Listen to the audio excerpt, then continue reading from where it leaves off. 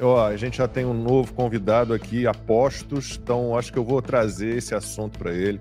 É o Fred Rodrigues, ele foi deputado estadual em Goiás, foi candidato a prefeito de Goiânia, com o apoio do Gustavo Gaia, né? Foi bem votado ali, mas tinha do outro lado um sistema pesado, né? A gente sabe como as coisas funcionam, Fred. Um prazer ter você com a gente aqui. Obrigado pela participação, seja bem-vindo à revista Timeline, ao Conversa Timeline. Que isso, Ernesto Lacombe, grande, Ernesto Lacombe, Max, Alan dos Santos. Eu posso dizer que eu estou realizando um sonho de estar aqui com vocês, né? Eu fico muito honrado.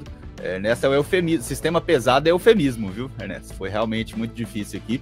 A nossa disputa pela prefeitura, né? Tivemos o apoio, claro, de quase todo mundo da direita. O Eduardo Bolsonaro veio aqui, a Bia Kiss, Nicolas, Bolsonaro veio aqui, se não me engano, 4 vezes. Então, só tenho a agradecer. Foi uma experiência muito gratificante. Chegamos a vencer o primeiro turno, né? Muitas pessoas desacreditavam. A gente chegou a vencer o primeiro turno, mas aí no segundo turno a combinação de Ronaldo Caiado com PT acabou que foi maior do que o número de votos que a gente conseguiu aqui. Mas obrigado por me receber, de verdade. Estava acompanhando aí agora a fala da Karina, né? Mais um dos diversos absurdos que a gente vem vivendo no Brasil, né? Eu mesmo acredito que fui vítima de um desses absurdos, né? Até tive a defesa do Alan na época, quando eu fui cassado do meu mandato de deputado estadual. Tivemos aqui, eu sempre falo fomos porque os nossos apoiadores sempre participaram muito do nosso mandato, né? A direita aqui em Goiás, em Goiânia principalmente, é muito unida. Então aí fomos mais votados na capital, o deputado estadual mais votado de Goiânia e o 8º mais votado entre os 41 do estado, mas infelizmente fomos cassados aí no TSE em 2023, acho que por excesso de democracia. Mas mais uma vez, agradeço a oportunidade de estar aqui e vamos lá. Que então, nossa participação seja digna da nossa audiência. Aproveitando então essa história bom, claro, no seu caso a gente sabe o que houve, mas agora está todo mundo começando a falar, Nicolas Ferreira já defendeu isso, o Mauro Mendes, o governador de Mato Grosso também já tá falando sobre isso, sobre o afastamento, pelo menos da presidência do Senado, sobre o impeachment do Davi Alcolumbre. Não sei se você acompanhou, ontem o Davi Alcolumbre participou de uma reunião com os líderes, né, com o colegiado de líderes e tal, e ele disse abertamente, na cara de todo mundo, que nem com 81 assinaturas, e são 81 senadores, então, mesmo que ele próprio assinasse, né, e os outros 80 senadores assinassem um requerimento, um pedido de impeachment do Alexandre de Moraes, que nem assim ele abriria o processo de impeachment do Moraes, porque não é uma questão numérica, é uma questão jurídica. E aí está todo mundo começando a falar sobre a possibilidade de afastar o Davi Alcolumbre. Quais seriam as vantagens disso, né? Bom, qualquer partido representado no Congresso pode pedir o afastamento do presidente do Senado, né? Então, quanto a isso, não há problema nenhum. A mesa diretora pode pedir. E, claro, processo normal, né, com ampla defesa, mas basta maioria absoluta para afastar o Alcolumbre. Então, se a gente tem hoje 41 senadores que estão lá, né, firmes, assinaram o pedido de impeachment do Alexandre de Moraes, considerando que o Davi Alcolumbre não quer de jeito nenhum abrir esse processo, se esses 41 que já assinaram resolvem afastar o Davi Alcolumbre, eles têm força para isso, eles têm condições para isso. Eu queria saber o que você acha dessa estratégia de combate a esse autoritarismo, a essa tirania do Davi Alcolumbre, Fred. Olha, Luiz, eu acredito que o termo correto não seja impeachment, né? Não cabe, segundo regimentalmente pelo regimento do Senado, não cabe impeachment na questão do presidente. Cabe a destituição, caso ele se recuse a cumprir as funções de um presidente, né? Imagine que você assume como presidente qualquer casa, que seja uma casa de vereadores, uma câmara, aí você não inicia sessões, você não coloca matérias em pauta, né? Então, a destituição acaba por questões objetivas sendo válida, né? Só por questão aí de termo, porque senão o pessoal começa a falar impeachment e acho que não seria correta a questão de tratar nesse termo. Mas até pode ser, Fred, até pode ser, porque o artigo 52 da Constituição, ele estabelece que pode haver sim a perda de mandato por falta de decoro ou por não cumprir as suas funções. Então... Sim, eu faço só a nomenclatura correta, que não é um impeachment, só pra gente ficar dentro como diria o Camus, né? Só pra usar seria a cassação do mandato. Ou a destituição, né? Destituição do cargo. Tanto do próprio cargo de Senado e também a cassação do mandato por quebra de decoro, né? Mas eu acho que a grande quebra de decoro, como você bem citou aí, foi o fato dele dizer que nem com 81 votos dos senadores ele abre o impeachment do Moraes, ou seja, ele está desconsiderando o próprio voto dele. Se ele está falando 81 votos, ele incluiu o dele, obviamente. Então ele está desconsiderando o próprio voto dele. Isso é muito absurdo, Fred, porque isso daí é uma confissão de uma interferência externa no Senado. Ou seja, nem se eu concordasse, eu iria pautar. Então, quer dizer, ele tá ali... Quando ele fala que não iria nem por 81 votos, subentende o quê? Que, na verdade, ele está tomando uma decisão, não por ele, não pelo Senado, não pelo povo brasileiro, mas por uma interferência externa ao próprio Senado. É a coisa mais absurda do mundo. Pela pressão da outra instituição, que a gente sabe muito bem qual é, e não tem segredo nenhum. Quando a própria imprensa diz que vão levantar o mercúrio contra o Congresso caso o impeachment de algum ministro da STF seja pautado. Então, a ameaça verdade, a gente tem até direta aí, ó. Mostra a imagem aí. Mostra a imagem aí, produção. A gente tem essa fala que você trouxe agora, Fred, foi um bastidor, né? Que aquela jornalista trouxe. Aí, a Basília Rodrigues, né? Tá aqui, aquela que era da CNN, né? Ministros do STF, isso, afirmam que vão levantar o mercúrio contra o Congresso se o processo de impeachment de integrante da Corte avançar. Expectativa é de que o processo, mesmo aberto, não seja aprovado.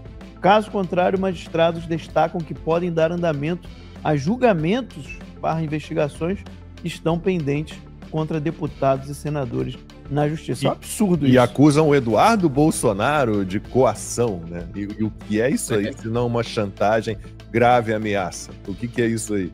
Então fica muito claro que o Alcolumbre, obviamente, está sendo pressionado por alguém, e fica mais claro ainda quem é esse alguém que está pressionando, né? A instituição que, na minha opinião, o STF, que foi sequestrada por essas pessoas, por esses autoritários, que colocam sempre seu viés, sua opinião, assim, inclusive, da Constituição. Então, para a sua pergunta, Lacombe, da questão da destituição, eu acho muito válido. Eu acho, inclusive, que o mandato de senador, né, por ser um mandato de 8 anos, ele deveria admitir, como é admitido em algumas ocasiões nos Estados Unidos, o recall, onde você pode julgar se o seu senador está fazendo não um bom trabalho e tirar ele no meio do mandato. Eu acho que seria inclusive, muito justo que isso acontecesse. Porque a gente está vendo o caso do Romário aí agora. Vai ficar até quando? Até 2031? Até 2030? Tá nem aí. Tá nem pra paçoca. Vai cuidar dos interesses dele. Então, quando o próprio Alcolumbre diz e confessa, como o Max disse aí, confessa que ele está sob uma pressão, a gente tem que fazer uma pressão de outro lado, claro, uma pressão constitucional, uma pressão que é prevista, inclusive, nos dispositivos, mas a pressão tem que ser feita do outro lado. Eu acho que o afastamento dele é algo que consegue fazer um contrapeso a essa medida de pressão, infelizmente, que o STF, alguns ministros do STF fazem há muito tempo, como o Barroso fez, inclusive na questão do voto impresso, né, que a imprensa divulgava. O que eu acho estranho, pessoal, é essa parte da imprensa que divulga com a mais completa naturalidade a interferência. Como divulgaram que o Barroso foi fazer pressão na comissão contra o voto impresso, agora divulgam que vão levantar o mercúrio contra o Congresso, então acho que isso deixa todo mundo assustado. Assim, a gente fica chocado, mas não fica surpreso, né? Essa, infelizmente, é a situação atual do Brasil.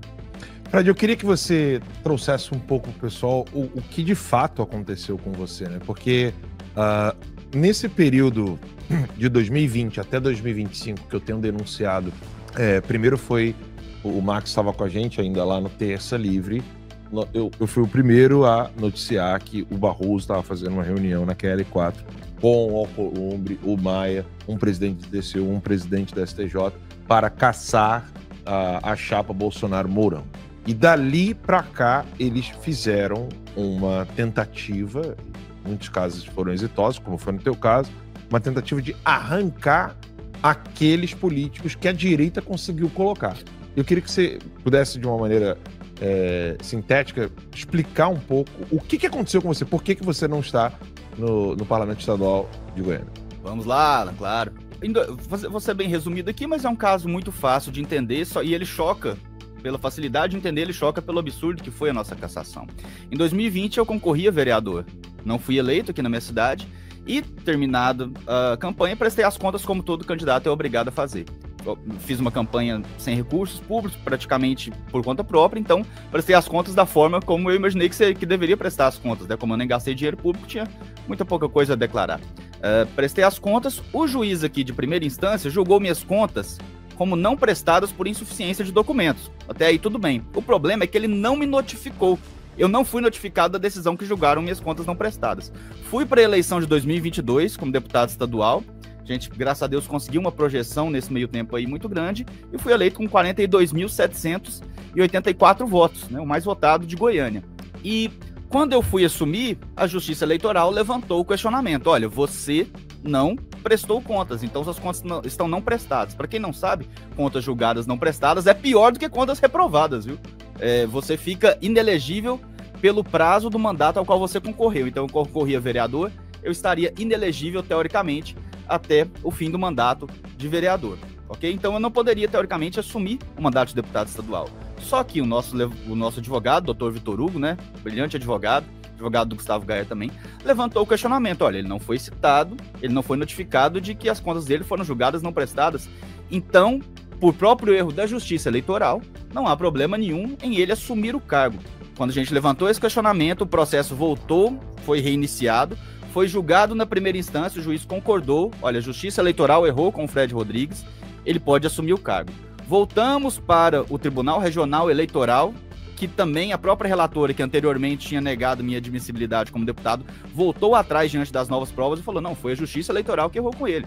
Se ele não sabia que as contas haviam sido julgadas não prestadas, como que ele pode responder? Então, a própria relatora deu nosso grande causa, passou para os colegas e nós vencemos no Tribunal Regional Eleitoral 6 ações, 6 questionamentos, inclusive do deputado, né, que queria assumir caso eu caísse. Pois bem, assumi meu mandato de deputado estadual no fim de 2023 e comecei a exercer. Fiz um mandato que eu considero, assim, considerado, inclusive pelos meus colegas deputados, bom, um mandato revelação, primeiro mandato nosso. Apresentamos leis que conseguimos balancear ali tanto o nosso equilíbrio da nossa pauta ideológica, que eu nunca abandonei, nunca vou abandonar, mas também com as necessidades objetivas, né, estruturais de um Estado que você precisa implementar. E a gente sabia que o nosso caso seria, obviamente, julgado uma hora ou outra no TSE, no Tribunal Superior Eleitoral. E muitos advogados que a gente questionou, advogados eleitorais acostumados a atuar em Brasília, falavam, não, esse tipo de caso aí demora a ser julgado, seu caso foi para Carmen Lúcia. Carmen Lúcia é muito técnica, ela costuma, inclusive, demorar, ela não analisa casos assim, onde você já vem com um resultado favorável de primeira instância e 6 julgamentos favoráveis de segunda instância, boa parte deles unânimes. Então, assim, um julgamento do Tribunal Regional Eleitoral, num caso tão óbvio, onde está constatado que a justiça que errou com você, dificilmente vai ser revertido. Pois bem, Ala, a gente sabe que em 2023, né, no começo do ano e até o meio do ano, o pessoal, até alguma parte da direita, assim, estava um pouco cismado com o Bolsonaro, não queriam homenageá-lo, não queriam levá-lo ele para os... Estavam com medo, né? Estavam com medo. É verdade, estavam com medo, né? Medo de represálias. Muito medo de represálias, era isso que a gente sentia. Então o Bolsonaro veio aqui em julho de 2023, fez um passeio aqui por Goiás, ele vem muito aqui, é pertinho, né? Aqui do lado, Goiânia, de Brasília do lado. E eu perguntei, presidente, você tem um título de cidadão goiano? Ele, não tenho, não, então a gente vai te dar. Voltando do recesso em agosto, vai ser a primeira coisa na primeira sessão que eu vou fazer. Para minha surpresa, o título, inclusive, já existia, já estava aprovado na Assembleia. Só que ninguém tinha coragem de entregar. Aí, o que eu fiz? Eu desarquivei o título, fiz solicitação de desarquivamento e a solicitação da cerimônia, né, ser feita no nosso nome, né, para que eu pudesse entregar. E fui alertado, né, olha, você tá chamando para você uma atenção, um holofote que não é necessário, você tá com um caso lá no TSE, você tá com tal... Gente, mas o mandato não é meu, o mandato é da direita, do pessoal da direita, e naquele momento até então, né, e tinha inclusive a questão, naquela mesma semana, levantou-se aquela questão fajuta das joias, mais uma vez, né, pela enésima vez, levantou a questão das joias, e fizeram, se eu não me engano, a primeira ou a segunda busca e apreensão na casa dele, na questão das joias, né, e todo mundo falou, olha, não faça isso, vai te colocar no alvo, seu processo está no TSE, e tem muito aquilo, né? Muita gente fala, eu não tô nem aí pra mandato, né? Mas muita gente fala isso, mas tá aí pro mandato. Não sei se eu diria que eu não tô nem aí pra mandato, a gente sentiu, mas eu também não poderia deixar de fazer o que eu achava que era certo, que era justamente dar um evento público pro Bolsonaro aparecer. E a gente fez o evento foi feito dia 17 de agosto, né? Título de cidadão goiano ao Bolsonaro, foi um mega sucesso. Foi o primeiro evento público, assim, exclusivo para ele. Ele tinha aparecido em alguns eventos menores, assim, com várias pessoas, mas exclusivo, voltado ao Bolsonaro, que toda a imprensa noticiou. O Metrópolis teve que corrigir, né? O Metrópolis soltou uma matéria falando que foi um evento esvaziado, e logo em sequência, quando a gente mostrou as imagens, não cabia gente dentro da Assembleia Legislativa do Estado de Goiás, ela é muito grande, 2 auditórios separados, lotados. Tinha até o auditório onde as pessoas estavam vendo o telão estava lotado, ou seja, as pessoas estavam sentindo falta do contato com o Bolsonaro, queriam ver ele, né? E aquela coisa que ele sente falta também de estar no meio do povo. Então por isso que eu não me arrependo em momento nenhum a gente poder ter entregado isso para ele, para o povo e reestabelecer essa questão da direita. Entregamos o título dia 18 de agosto, perdão. Pode falar. E curiosamente, só concluindo, Marco, curiosamente, em 1º de setembro colocaram o nosso processo de cassação para rodar no TSE. Né? Aí tem a segunda parte da história, o Marcos queria fazer uma intervenção aí. Não, tá terminando. Eu queria só comparar, porque você veja, né, como que eles estão perseguindo, querendo caçar o seu mandato, e enquanto isso a gente tem a deputada federal que agrediu Camila Jara. O Nicolas, né? Parece que foi um soco aí nas partes baixas e ele caiu, ou seja, foi um negócio sério. Tá lá filmado, não dá para ver com toda a clareza, mas você percebe que ela está agredindo. Mas agora a coisa ainda tá mais grave porque vazou um vídeo dela confessando, Lacombe. Confessando que o agrediu. Tá aí, ó. Aqui abre os trabalhos. Gente,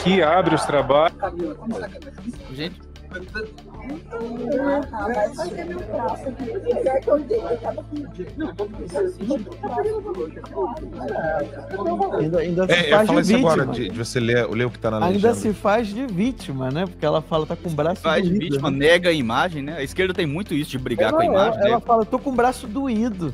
Só o se for braço que ela usou pra bater. bater. Eu tô com o braço doído, não foi fácil, não. Eles negam a imagem, mesmo gravado, né? Como o Barroso, né? Eu nunca falei que derrotamos o bolsonarismo. Cara, tem gravado. Exato, mas aí compara, você vê, né? Vai ser difícil conseguir caçar uma pessoa que agrediu no plenário, tá? Outro deputado. Eu já acostumei que comparado com o seu tudo, caso, né? aí a gente vê o absurdo, né? A esquerda se sente ofendida por tudo, mas não tem vergonha de nada. Quando o nosso caso entrou em pauta no TSE, né, com a Carmen Lúcia, já veio com um voto negativo, ou seja, pela cassação, mas qual que foi a grande questão? E esse é o grande absurdo, que eu acho que revoltou todo mundo, revoltou jurista, revoltou advogado, todo mundo que se posicionou ao nosso lado. O que eles fizeram? A manutenção do nosso mandato pelo Tribunal Regional Eleitoral era tão óbvia, não tinha contestação, era tão óbvia, porque você tratava de um erro da própria Justiça Eleitoral contra mim, não tinha o que discutir. O que a Carmen Lúcia fez? Colocou o nosso caso em plenário virtual. Ou seja, plenário virtual, para quem não sabe, coloca vai um arquivo para o computador do juiz, do ministro, e durante a semana ele passa a semana votando. Então os 7 ministros ali do TSE passam a semana votando, né, baseado basicamente no voto da relatora. Na época que o nosso caso entrou em plenário virtual, entraram 70 outros casos juntos, né? Ou seja, um caso de cassação de mandato em plenário virtual. Nunca tinha acontecido na história. Cassação de mandato de um deputado no mandato, exercendo o mandato no plenário virtual, nunca tinha acontecido. Eu fui sorteado aí pelo excesso de democracia. Acabou que até o fim do ano eles já tinham me cassado, né? 7 votos a 0, mas não podia ser diferente. Raramente o plenário virtual dá algum resultado que não seja unanimidade, e fomos cassados, basicamente, como não podiam cassar pela questão da prestação de contas, eles criaram uma teoria onde alegaram que eu não tinha o meu registro de candidatura quando eu concorri. Ora, mas eu só não tinha meu registro de candidatura porque a Justiça Eleitoral errou comigo, segundo o próprio TRE disse. Então, ao colocar em plenário virtual, esse pessoal que fala tanto de democracia desrespeitou o voto de 42.784 goianos, anulando o voto deles em plenário virtual, desrespeitando completamente a democracia. E esse pessoal que fala tanto em respeito às instituições, anulou a decisão dos magistrados do TRE, que se reuniram aqui em 6 ocasiões diferentes, presencialmente, para decretar que eu tinha direito ao meu mandato. Então era aquela época de 2023, né? Não sei se mudou muito agora, mas aquela época de 2023, onde o TSE, pelo que eu entendi, pelo que foi feito contra mim, parece que estava totalmente obstinado a punir as pessoas de direita, né? Dá a impressão ali que eu fui julgado pela capa, eu não fui julgado pelo conteúdo do processo. Quando você é julgado por uma questão que a própria Justiça Eleitoral errou contra você, e a Justiça Eleitoral assumiu isso em vários julgamentos, mas chega no TSE, isso é revertido no plenário virtual, é muito difícil você acreditar em justiça, né? Principalmente quando temos outras ocasiões. Não sei se vocês lembram aquele deputado que na época era vereador, acho que é do Rio Grande do Sul, Renato alguma coisa, do PT, aquele que invadiu a igreja. Invadiu a igreja, né? Renato Freitas. Você chegou a ler a decisão do Barroso, que devolveu, ele foi cassado pelos pares. Sim, porque ele é de uma minoria, né? Isso! É de uma minoria. Aí ele pode interromper a mista. Ele devolveu o mandato dele porque ele é a minoria, porque ele é negro. Meu Deus, gente, ele cometeu um erro, não importa a cor dele. Então, assim, que chance que a direita ia ter num TSE desse? Né? E olha que curioso, ontem meu advogado me avisou, né? Agora que 2 anos depois, o advogado meu me avisou que o embargo de declaração que a gente entrou contra a cassação do meu mandato, né, 2 anos depois, agora que eles colocaram, mandaram para assessoria de plenário, ou seja, talvez coloquem em pauta daqui a alguns meses, né? Para a cassação foi muito rápido, a recorrida, o nosso recurso demorou 2 anos para sequer ir para assessoria de plenário. Então, é um desrespeito completo à democracia. Esse pessoal não pode falar em democracia, não pode falar em respeito às instituições, né? Mas obviamente, tem coisa para reclamar? Tem. Mas acho que tem muita gente sofrendo mais que eu no Brasil.